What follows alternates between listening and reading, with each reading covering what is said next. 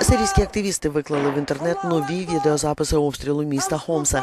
Генеральний секретар ООН Пан Гі Мун заявив, що Сирія не в повній мірі виконує умови розробленого за підтримки ООН мирного плану і має ще надіслати чіткий сигнал про свою готовність до припинення насильства. Він зазначив, що бойові дії не закінчилися і запропонував розширити контингент місії ООН до 300 спостерігачів для контролю за припиненням вогню. Тим часом в Парижі зустрічаються друзі Сирії, де країну представляє лідер Національної ради Бурхан Галіун.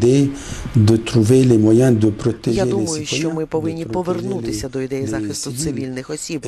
Це було зроблено в Косово та інших місцях.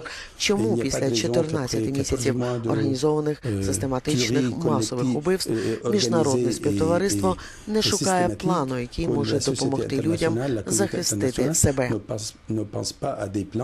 D'intervention pour aider les gens à se protéger.